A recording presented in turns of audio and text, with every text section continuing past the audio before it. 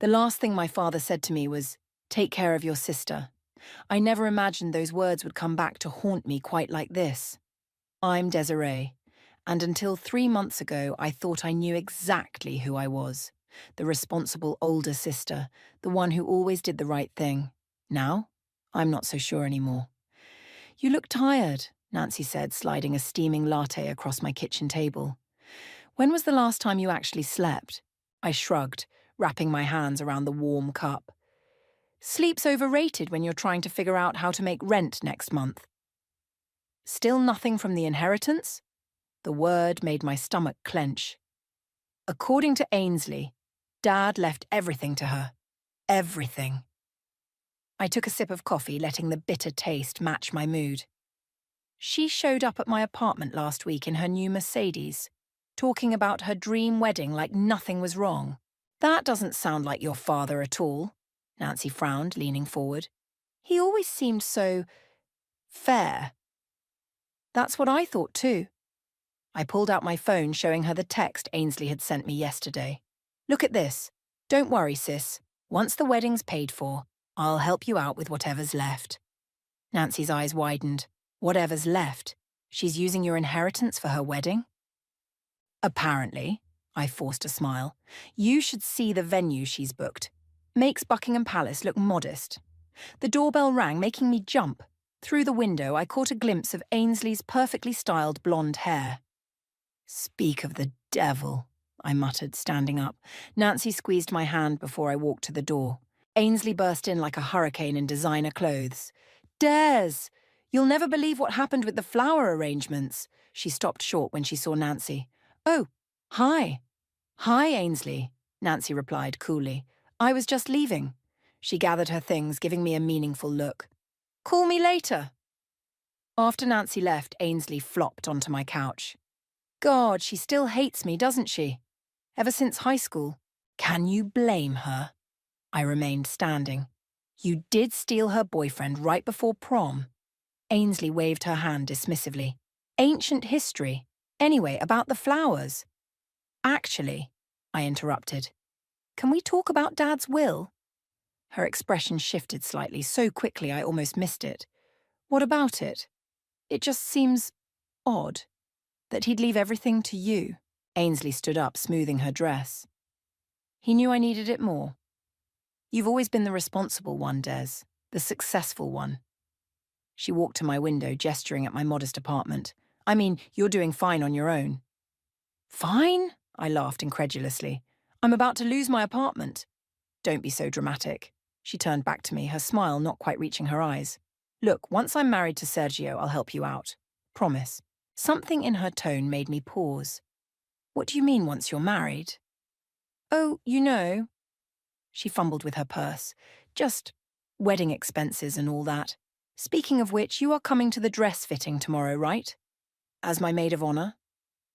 I stared at her, remembering something Dad had said months ago before he got sick. Something about making sure both his girls were taken care of. "Of course," I heard myself say. "Wouldn't miss it."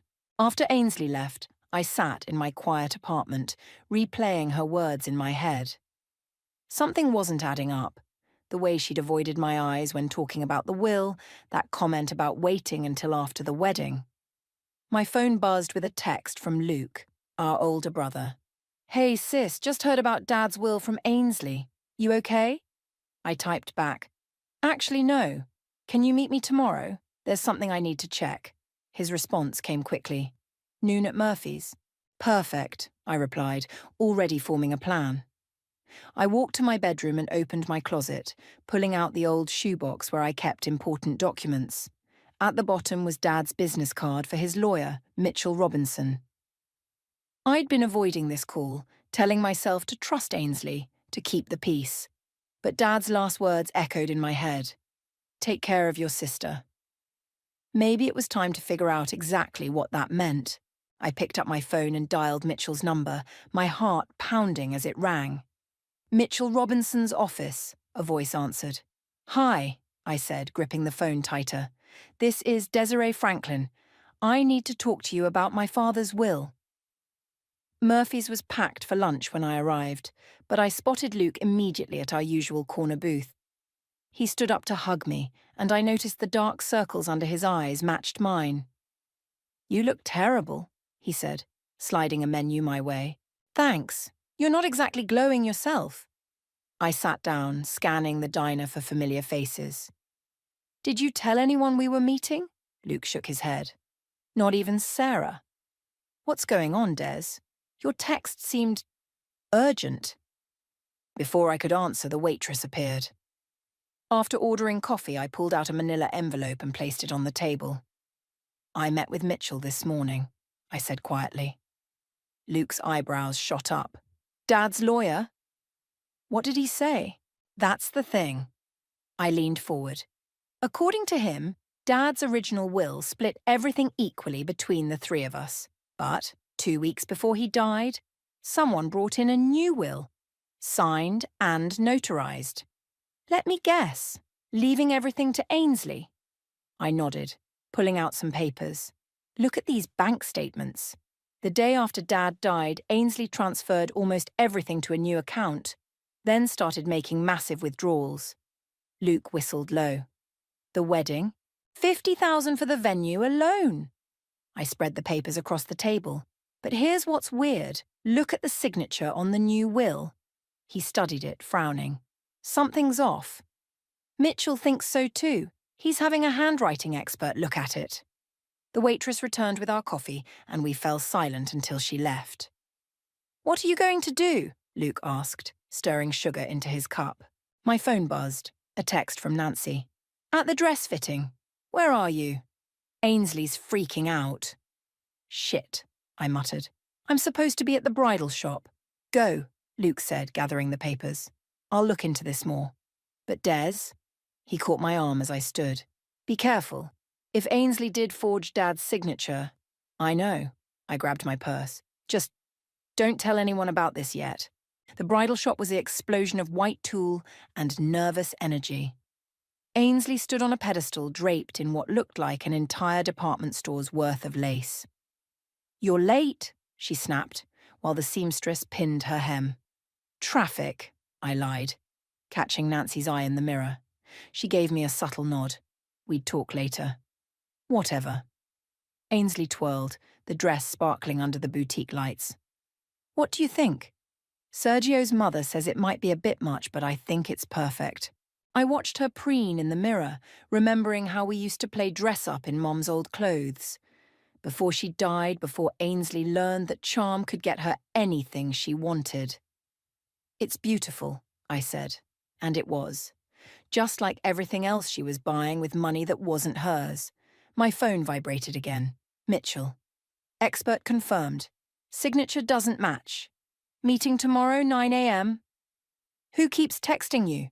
Ainsley demanded. "Just work stuff." I slipped the phone away. "Hey, remember when Dad used to talk about his retirement plans?" Ainsley stiffened slightly. "What about them?" "He always said he'd split everything equally, that it was important to him we all had the same opportunities." The seamstress excused herself to get more pins, and Nancy suddenly became very interested in a rack of veils. "People change their minds," Ainsley said sharply. "He changed his. End of story." "Did he?" I stepped closer to the pedestal. "Or did someone change it for him?" She turned to face me, her expression hardening. "What exactly are you implying?" "I'm not implying anything. I'm asking why our father would suddenly decide to cut 2 of his children out of his will 2 weeks before he died. Because he knew you didn't need it." She stepped down from the pedestal, her dress rustling. "You've always been the golden child, Des. Perfect grades, perfect job, perfect life. For once, he wanted to make things fair." "Fair?" I laughed. "You're spending our inheritance on a wedding that costs more than my annual salary." "Is that what this is about? Money?" She grabbed her phone. "Fine. I'll write you a check right now. Will that shut you up?" "This isn't about money," I said quietly. "This is about what Dad actually wanted. And I'm going to find out the truth." Ainsley's face went pale. "Get out." "Gladly." I turned to leave, then stopped. "Oh, and Ainsley, the dress is beautiful. I hope it's worth it." Outside, Nancy caught up with me. That was intense. What's really going on? I showed her Mitchell's text. Want to help me take down my sister? She linked her arm through mine. Honey, I've been waiting years to hear you say that. Mitchell's office felt colder than I remembered, or maybe it was just the weight of what he was telling me. Forgery is a serious crime, he said, sliding the expert's report across his desk. Are you sure you want to pursue this? She's my sister, I replied, staring at the document. But she stole from me, from Luke, from Dad's memory. So yes, I'm sure. A knock interrupted us. Mitchell's assistant poked her head in. Mr. Mason is here to see you. My heart stopped. Sergio, Ainsley's fiancé, walked in, his usually perfect suit slightly rumpled. I'm sorry, Mitchell started, but we're in the middle of... It's okay, Sergio said, his voice tight. This concerns Ms. Franklin's case. He turned to me. We need to talk. Mitchell excused himself, leaving us alone in his office. Sergio paced by the window, running his hands through his dark hair. How long have you known? He asked finally. About the will? A few days. Why? He pulled out his phone, showing me a series of text messages. Ainsley's been moving money around, large amounts. My mother, she works in banking, noticed some irregularities. What kind of irregularities? Besides the forged will? He laughed bitterly. She's been funneling money into offshore accounts. The wedding? It's just a cover. She's planning to disappear right after. The room spun slightly. What? I confronted her last night. He loosened his tie. She denied everything, of course, but then I found this in her drawer. He handed me a passport, brand new, with Ainsley's photo but a different name. Jesus, I whispered. Does she know you found it? No, but... He was cut off by voices in the hallway. I don't care if he's in a meeting. Ainsley's voice carried through the door.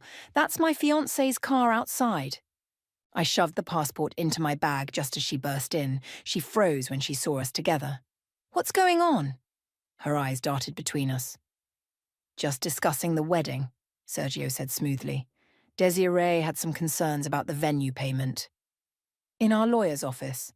Her voice rose slightly. Mitchell's an old family friend, I added quickly. He's helping with some paperwork. Ainsley's perfectly made-up face twisted. Paperwork? What kind of paperwork? The kind that proves you forged Dad's will, I snapped, my patience finally breaking. Game's over, Ainsley. You have no proof. Actually, Sergio stepped forward. We do. The colour drained from her face. You're taking her side? I'm taking the side of the truth. He moved closer to me. And the truth is, you've been lying to everyone. Ainsley's hand flew to her throat, a gesture so reminiscent of our mother, it made my chest hurt. Sergio, baby, let me explain. Explain what? His voice was ice. How you plan to take the money and run? Leave me at the altar? She stumbled backward. Who told you? I mean, that's ridiculous. Your mother called me this morning, I said, the lie coming easily. She's worried about you, Ainsley. This has to stop. Mum's dead, she spat. She doesn't get to worry anymore. Neither of you do. She grabbed her purse. The wedding's in 3 days. Try to stop it and you'll regret it. After she stormed out, Sergio slumped against the desk. I can't marry her. No, I agreed. You can't. But if I call it off, she'll know something's wrong. She'll run. I pulled out my phone, texting Luke. Emergency meeting, your place. 1 hour. Then we don't call it off, I told Sergio. We let her think everything's fine. But the wedding, that's where we'll catch her. He looked up, surprised. You have a plan? Getting there. My phone buzzed. Luke confirming the meeting. Want to help take down your fiancé? A slow smile spread across his face. You know what's funny? I actually do. We left Mitchell's office separately. As I waited for my Uber, another text came through from an unknown number. Heard you're causing trouble. Back off. Or those parking tickets won't be your only legal problem. I showed the text to Nancy when I got to Luke's place. She whistled. Looks like big sister's gloves are coming off. Good, I said, watching Sergio pace Luke's living room. Because mine are too. Luke brought out coffee and his laptop. Okay, sis. What's the plan? I looked at our unlikely alliance. my brother, my best friend, and my sister's fiancé, and smiled. We're going to give Ainsley exactly the wedding she deserves. 2 days before the wedding, I sat in Sergio's mother's elegant living room, watching Kira pace with military precision. "Let me get this straight," she said, her banking background evident in her methodical thinking. "My future daughter-in-law forged a will, stole her siblings' inheritance, and plans to abandon my son at the altar?" "That's the short version," Sergio replied, loosening his tie. Kira stopped pacing. "Show me the evidence." I spread everything on her antique coffee table, the forged will, bank statements, the passport Sergio found, and Mitchell's expert analysis. "Mother," Sergio started, but Kira held up a hand. "The wedding is in 48 hours. 200 guests are flying in. The press will be there because of your father's company." She looked at her son. "This needs to be handled delicately." "Delicately?" I leaned forward. "She stole millions." "Exactly." Kira sat down, perfectly poised. "Which is why we need to be smart.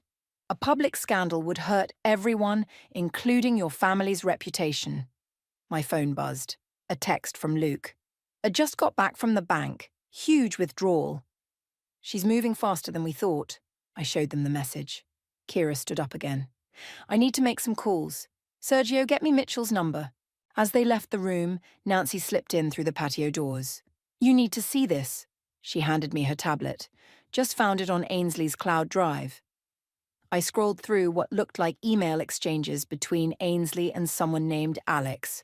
Travel arrangements, offshore accounts, plans for after the wedding. "There's more," Nancy said quietly. "Keep reading." My hands started shaking as I got to the older emails. She planned this before Dad got sick. Looks like it. She was counting on the inheritance even then. The door opened and Kira returned, phone in hand. "Mitchell's filing an emergency injunction to freeze the accounts, but..." She stopped, seeing my face. "What's wrong?" I handed her the tablet. She read quickly, her expression hardening. "This changes things," she said finally. "Sergio." He came running back in. "What is it?" "Your fiancée didn't just steal from her family. She may have had something to do with their father's death." The room went silent. I felt the floor tilt beneath me. "That's impossible," I whispered, but even as I said it, memories started clicking into place. Ainsley's sudden interest in Dad's medication, her insistence on being the one to organise his care. My phone rang. Luke again. "Des, you need to get home. Now." "What's wrong?" "Someone broke into your apartment." I was out the door before he finished speaking, Nancy right behind me. When we reached my building, Luke was waiting outside with 2 police officers. "Nothing was taken," he said as we rushed upstairs. "But..." My apartment was a mess, but not a random one. Every drawer was pulled out, every file scattered. On my kitchen wall, written in what looked like red lipstick, "Back off."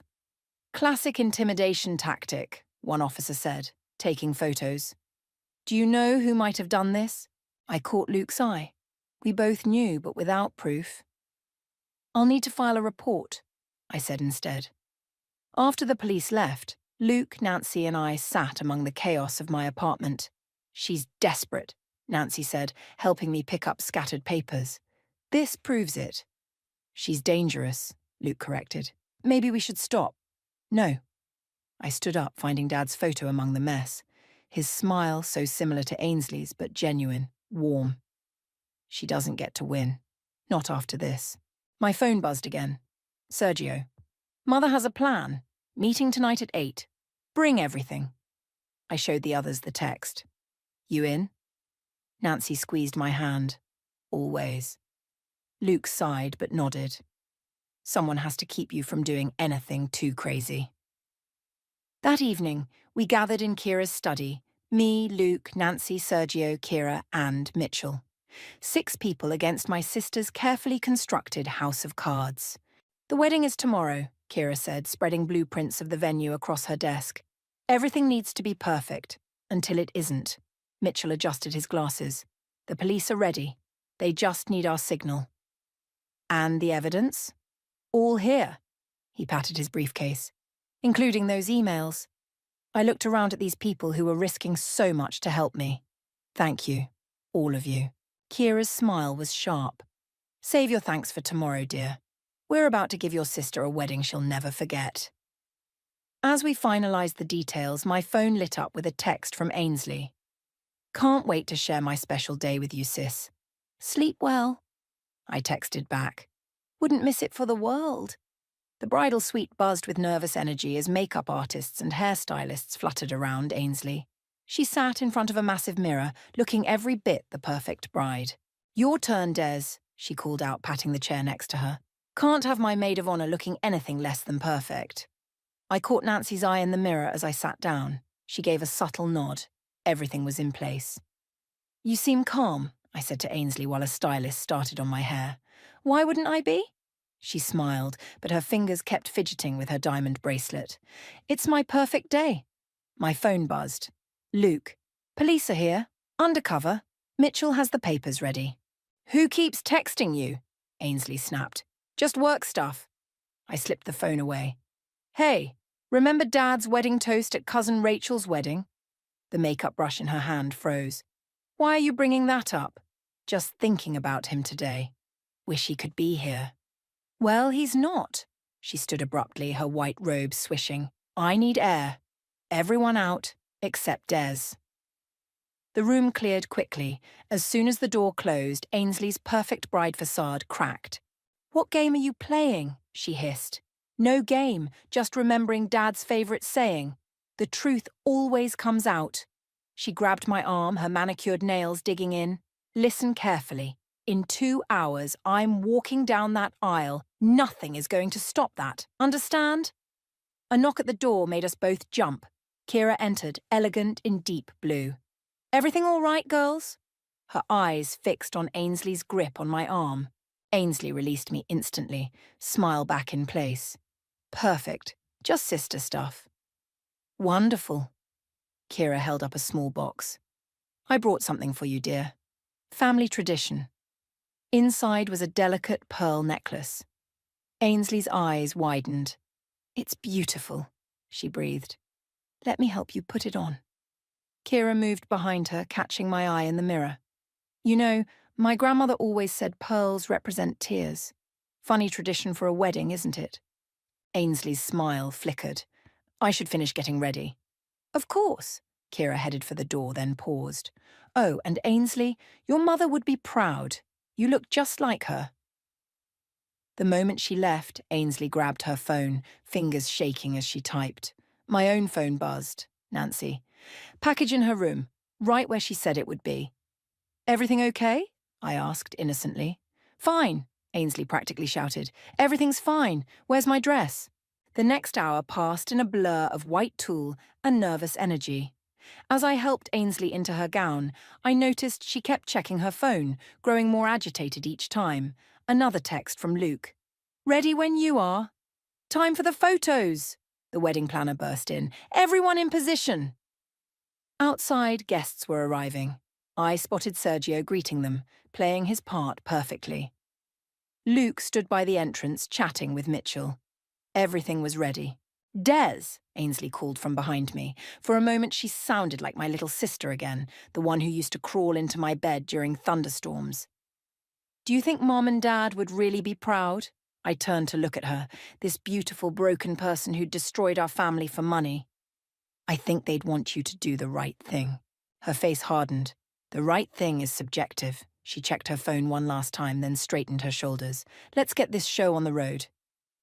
As we lined up for the processional, Nancy squeezed my hand. You okay? I nodded, watching Ainsley adjust her veil. Ask me again in an hour.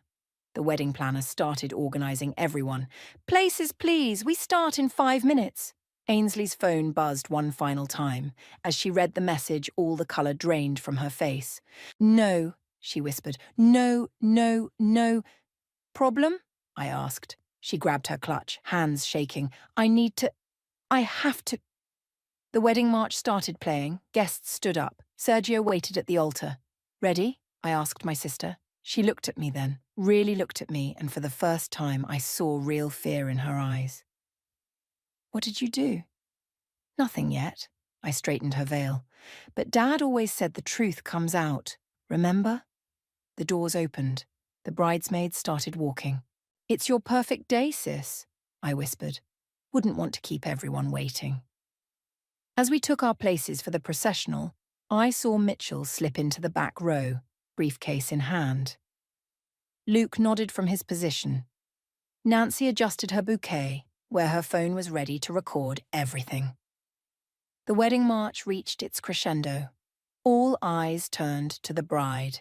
Ainsley took her first step down the aisle, clutching her bouquet like a lifeline, unaware that her perfect day was about to become her worst nightmare.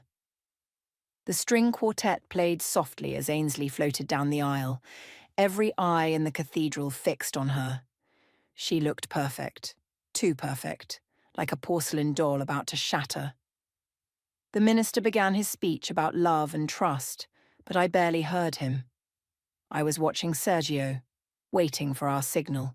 If anyone has reason why these two should not be joined in holy matrimony, the minister intoned, speak now or forever hold your peace. Sergio cleared his throat. Actually, I have something to say. A murmur rippled through the crowd. Ainsley's grip on her bouquet tightened. Darling, she said through clenched teeth, what are you doing? Something I should have done weeks ago. He turned to face the guests. I'm sorry, but this wedding is a fraud. And so is the bride. The murmuring grew louder. I saw phones coming out, recording. Sergio, please, Ainsley whispered, reaching for his hand. He stepped back. Mitchell, would you like to explain why you're here? Mitchell stood, his briefcase in hand. Miss Franklin, would you care to explain this? He held up a document. It's your father's real will, the one you forged a new version of. Gasps echoed through the church. Ainsley spun around, her veil whipping through the air. This is ridiculous. Des, tell them... Tell them what? I stepped forward. That you stole our inheritance? That you planned to take the money and run after the wedding? That's not... She stopped as Kira walked up the aisle holding something. Looking for this. Kira held up a small carry-on suitcase. Found it in your dressing room. Quite a lot of cash inside. Along with this. She pulled out the fake passport. Ainsley lunged for the suitcase, her wedding dress rustling. That's private property. Actually, a voice called from the back, it's evidence. A police detective stood up, badge in hand. Along with these emails we found. Nancy stepped forward, her phone displaying the incriminating messages. You should really use better passwords, Ainsley. The colour drained from my sister's face. She looked around wildly, like a trapped animal. You don't understand, she said, her voice breaking. None of you understand. I deserve that money. I was always the one who got left behind, the one who wasn't good enough.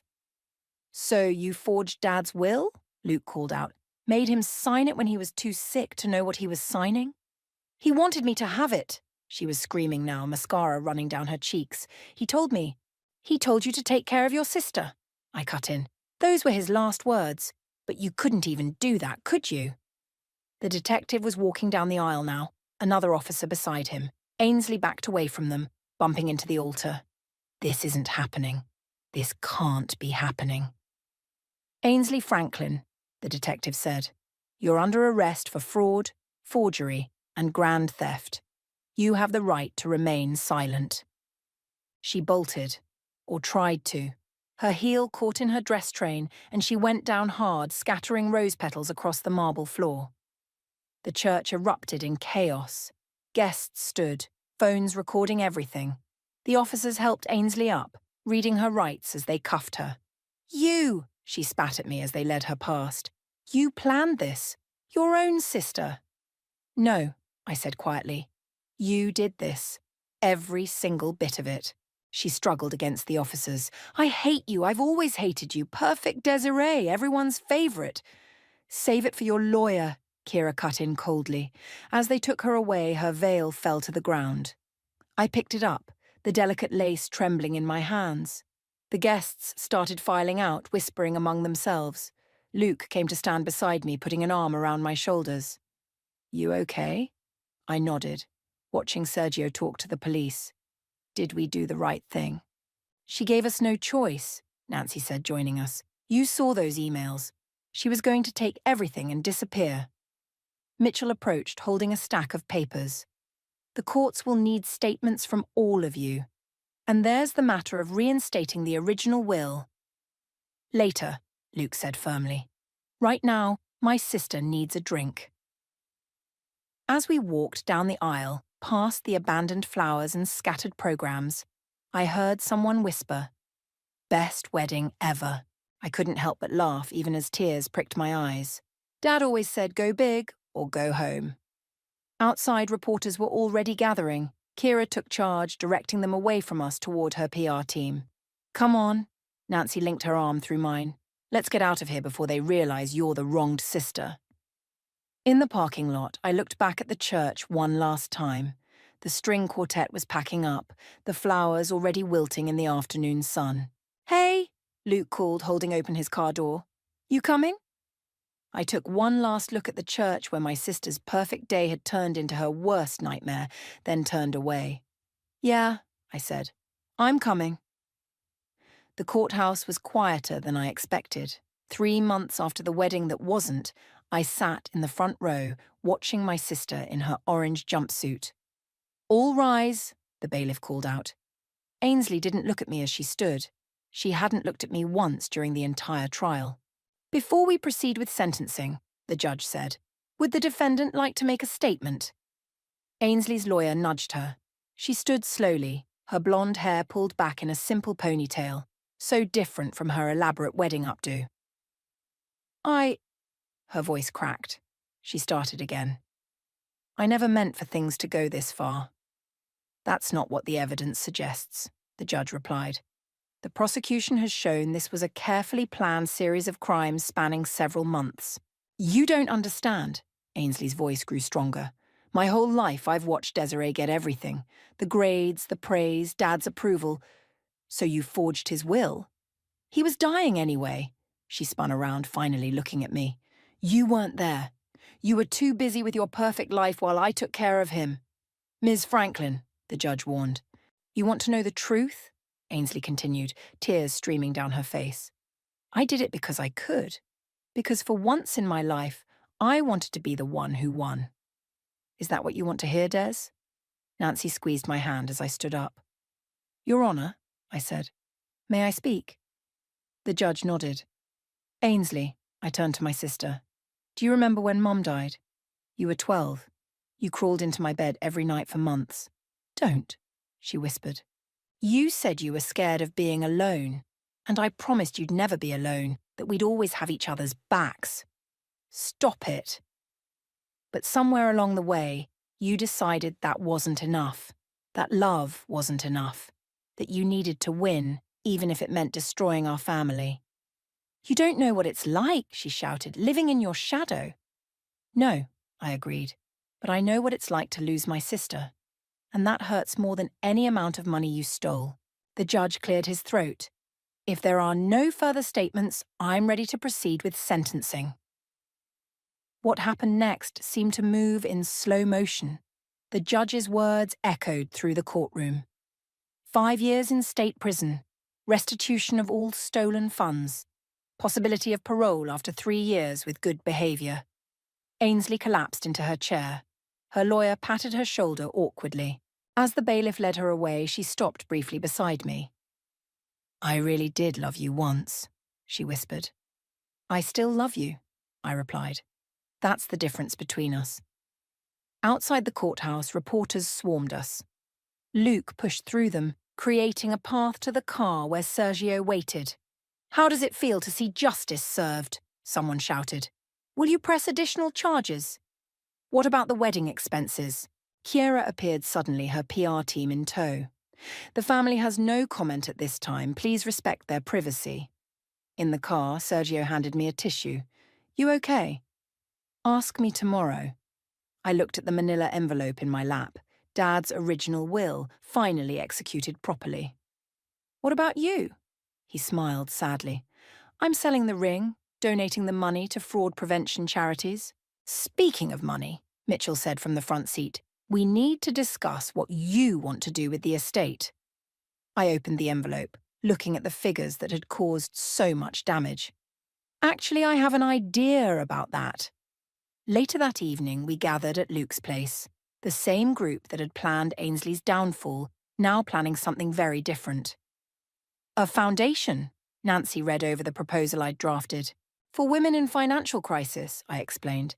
Legal aid, financial literacy, emergency assistance, everything I wished I'd had when this started. Dad would have loved that, Luke said quietly. What are you going to call it? Kira asked. I thought about Mom, about Dad, about the little girl Ainsley used to be. Second chances. Perfect, Sergio raised his glass. 2 second chances. As everyone clinked glasses, my phone buzzed.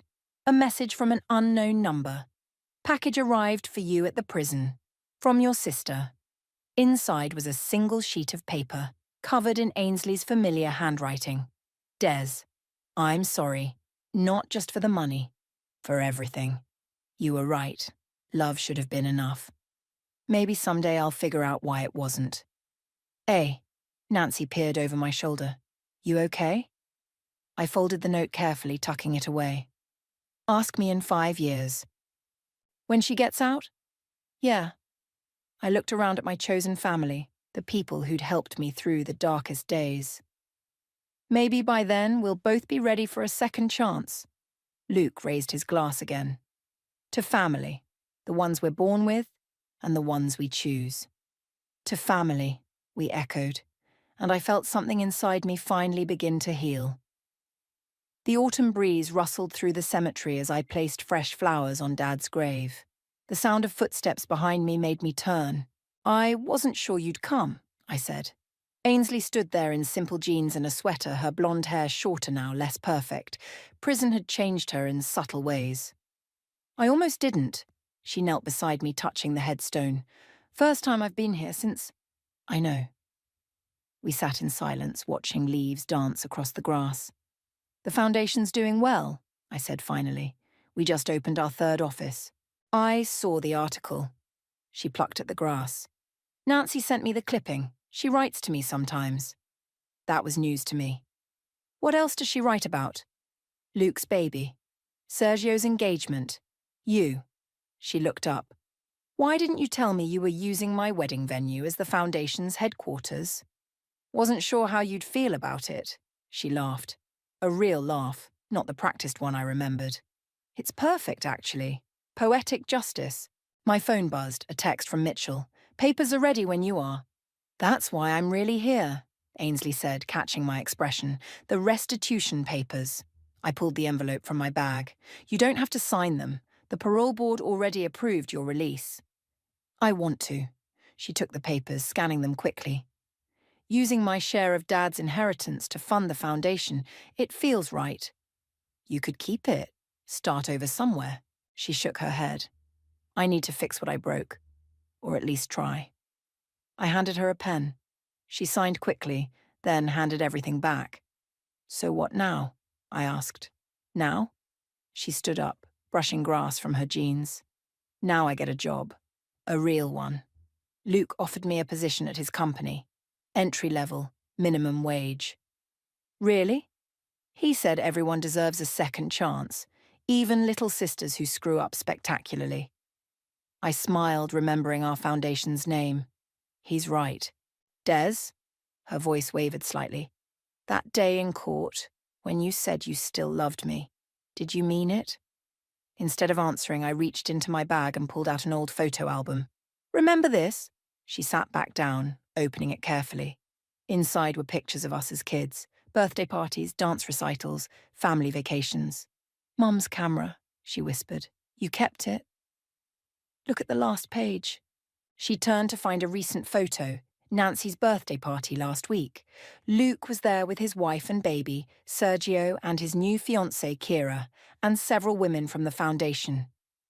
There's an empty chair, she noted. We always leave one, just in case. Her fingers traced the empty seat. You really never gave up on me, did you? You're my sister. That doesn't change, even when everything else does.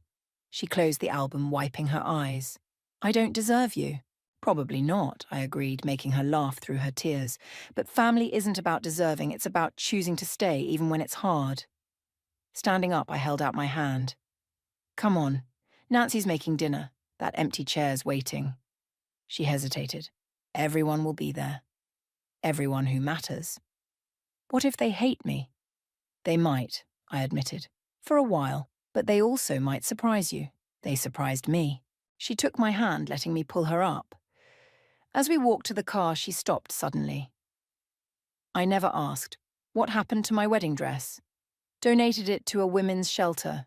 They cut it up and made christening gowns for babies. She smiled. Perfect. One last thing. She turned back to Dad's grave. I'm sorry, Daddy, for everything. I'm trying to be better. The breeze picked up, scattering leaves around us like confetti, nature's gentler version of that dramatic wedding day. My phone buzzed again. Nancy. Dinner's ready. Is she coming? I looked at Ainsley questioningly. She nodded. We're on our way, I texted back. As we drove through the familiar streets, Ainsley fiddled with her seatbelt. Tell me something good, she said quietly. The foundation helped its 1,000th client last week. A woman named Sarah. She reminded me of you, actually. Yeah. Smart, determined. Made some mistakes but wasn't ready to let them define her. Ainsley smiled, watching the city pass by. Sounds like there's hope for all of us then. There always was, I said, turning onto Nancy Street. You just had to want it badly enough. We pulled up to the house, warm light spilling from the windows, voices and laughter drifting out. Ready? I asked. Ainsley squared her shoulders, echoing words from a different time, a different person. Ask me tomorrow. But this time, when she smiled, it reached her eyes.